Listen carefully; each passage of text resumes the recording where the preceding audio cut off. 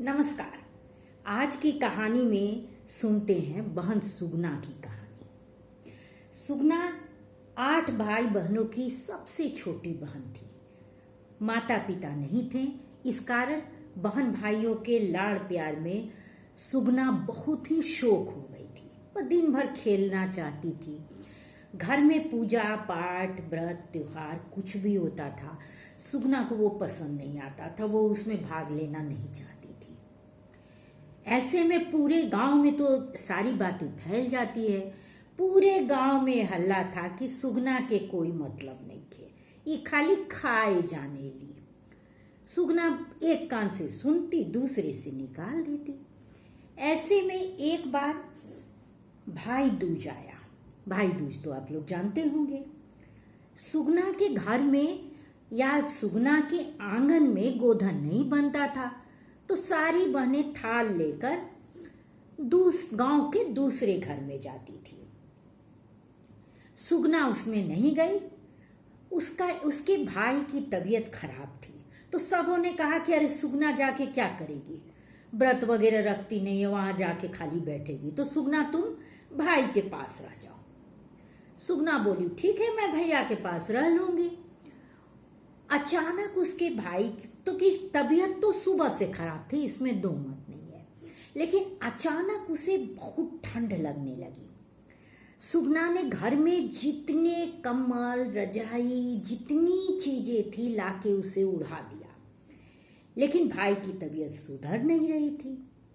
अंत में सुगना ने क्या किया कि आंगन से सटे एक डॉक्टर चाचा का घर था, उसने आंगन से ही आवाज लगाना शुरू कर दिया, क्योंकि उस जमाने में तो ना मोबाइल था और ना फोन की व्यवस्था थी। तो उसने वहीं से आवाज लगाना शुरू किया, चाचा जी चाचा जी चाचा जी। डॉक्टर साहब ने छत पर से झांका, पूछा क्या भला?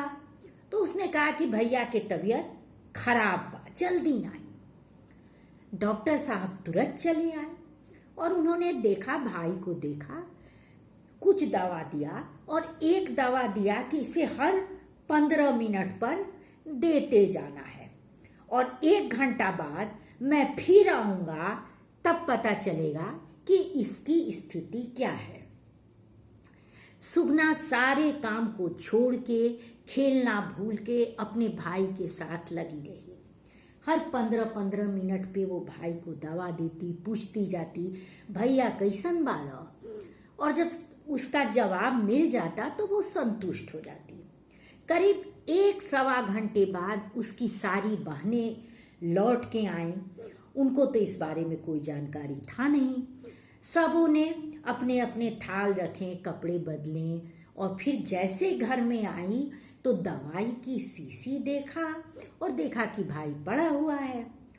तो उन्होंने पूछा कि भाई क्या भई? तो सुगना ने सारी बात बताई।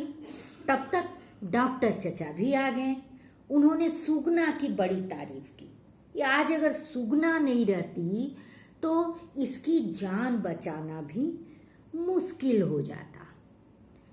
अब मित्रों, सोचना आपको है कि आपको कौन सी भक्ति ज्यादा पसंद है, काम को करना, कर्तव्य को करना, या व्रत त्योहार करके विधि विधान की केवल पूर्ति करना। ये निर्णय मैं आप लोगों पे छोड़ती हूँ।